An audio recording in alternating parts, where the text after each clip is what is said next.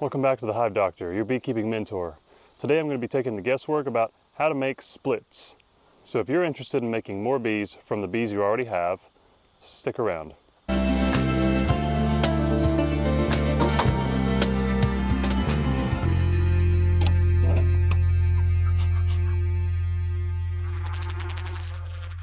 Today we're going to be making splits, and there's a lot of different ways that you can do it.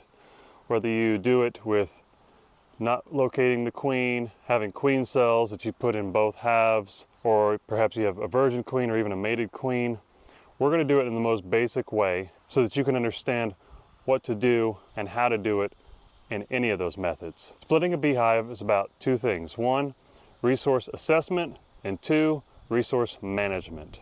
So today we're going to be getting into some hives, assessing whether they even have the resources to be able to split, and if so, what to look for and how to do it, and how to structure our split and our parent colony that we're splitting from, so that by the time we're finished, both halves have the ability to make a queen in case we're not able to locate her. In fact, today I don't plan on locating the queen at all. I don't care whether she's in my split or if she's in the parent colony. I'm going to make sure that both sides are able to make a queen so that I can just walk away with a split and relocate it to another location. In fact, that's what it's called. When you don't worry about locating the queen, it's called a walk-away split. Some things that you need to keep in mind as far as when to split.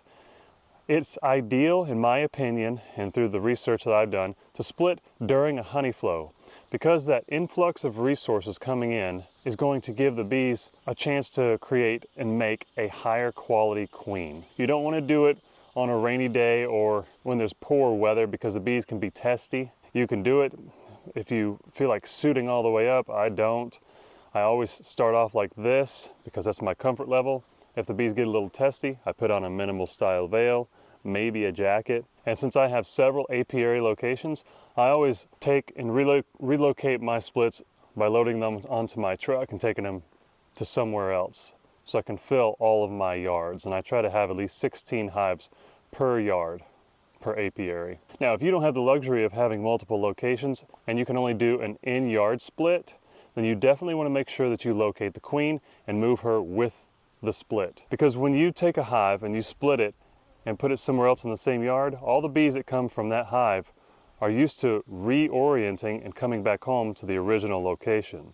So when you take the queen with the split, you're increasing the chances of more bees staying with the queen and with your split, because her pheromone is so strong, the bees want to stay there and stay with her. Especially if they're nurse bees, they're younger, they haven't foraged a lot, and they haven't really oriented on that original location yet.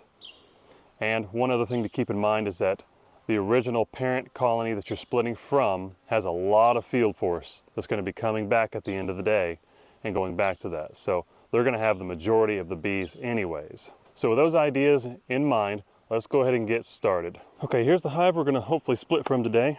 And pop the cover, give them a little bit of smoke, let them know I'm coming. Take that off nice and easy. There's a lot of bees up top. That's very good. I see they've whitened the comb. They're bringing in honey and filling these middle frames with it. I'm going to pop this box off and put it right here beside us, and we're going to split into this box. All right, I'm making 5 frame splits. So that means I need to remove 5 frames from the box we just took off. I'm going to be taking 3 frames of brood and 2 frames of honey from this parent colony and splitting into the split. All right, since I need 2 frames of food, they're already in this box that I just took off the top. So all I'm going to do is take these empty outside frames out, the ones that have less bees on them, set them to the side for now. There's 1, 2,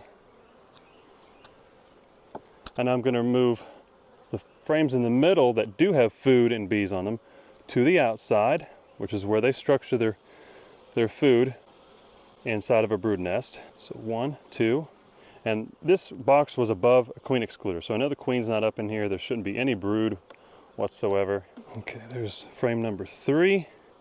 Now I'm going to remove these 2 outside ones, 3 outside ones. So I've got 5 frames remaining in this box. Now I'm going to move these 2 to the outside. 1 and 2. Remove the excluder. Nope, that's a medium honey super. I don't need to remove the excluder. I'm not splitting medium frames, so I'm just going to remove the entire box. Smoke in there, because they did not like that. They've already stung me. Alright, set this down on the ground on end. These bees are riled. They did not like me popping the box. Sometimes it happens. And other days they're like, whatever. Okay, work nice and slow and deliberate. Always, but especially around these hives that get pissy first off. I'm gonna remove the second frame in. Give ourselves room to work. This is one of our Varroa control frames, which they haven't built out with comb yet. That's fine. Move it out of the way. We'll start working towards the brood in the center of the box. Sometimes you gotta smoke the bees on the areas of the frames where you need to put your fingers so you can grab the frame. Okay. What we have here, since you probably won't be able to see it on the camera well, I'm going to describe it. This is capped honey in the corners, open nectar everywhere else. No brood on this box. Or excuse me, no brood on this frame. So I'm going to work towards the next frame. Ideally looking for 2 frames of capped brood and 1 frame of young larvae and eggs that the bees can create a queen from, which is this one here. This has some capped brood on it, but it also has eggs and young larvae on both sides. I like this frame. I'm going to do a quick glance for the queen. If I do see her, I'll leave her here with the parent colony because I'm not making an in-yard split. I do not see her, so I'm going to put this into our split right there in the middle. Work towards our next frame. Get those bees out of our way. Nice and easy. We've got a frame primarily of capped brood, older larvae, some pollen, a lot of capped brood on this side. Again, another quick glance for the queen because I like this frame and I want to take it. So I'm going to put it between the food and my young larva. I want my young larva right in the middle. That's where the queen cells are going to be drawn out by the bees, where they're going to raise the queen, and so it's more protected in that middle anyways. Next frame.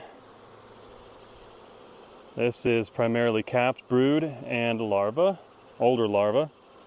And on this side I've got eggs and young larvae. So since this is a good candidate to make a queen from, I want to leave it in the parent colony in case I pulled the queen and she's in our split. Now I know that both halves are capable of making a queen, and I don't have to worry where that queen is located. All right, there's mostly capped drone brood on this one, young larvae.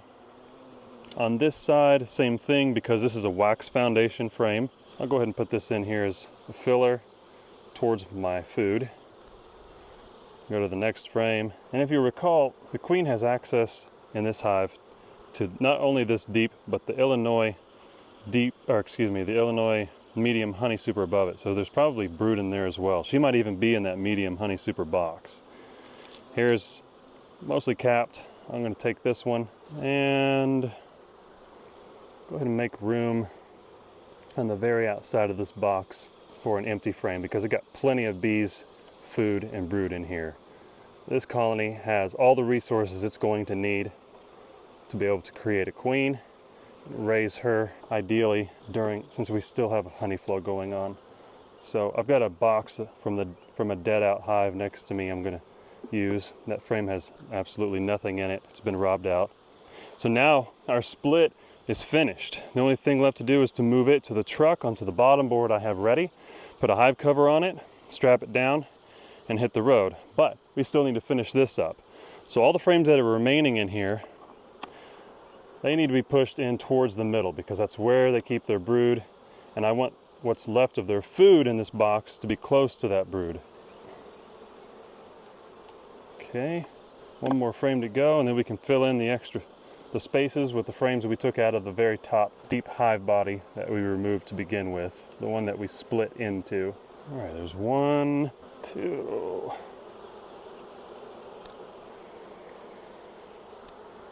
Now the way the bees are starting to buzz in this box tells me they don't have the queen. They got that nervous buzz, they're fanning their wings. If the queen was in this box, they would continue to work just fine, without any care of me being here, and they wouldn't have that nervous buzz going on.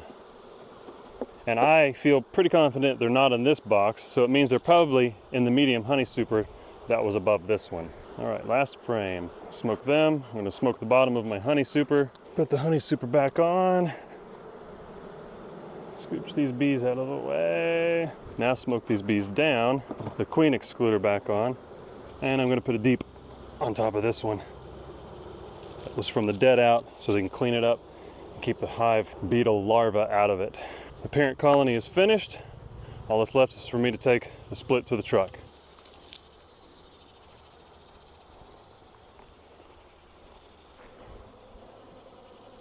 All right, so we've got 2 splits on the truck. I'm ready to go relocate them. If you have any questions about how to make a split, or you want clarification, what to do in certain circumstances, say something in the comments below.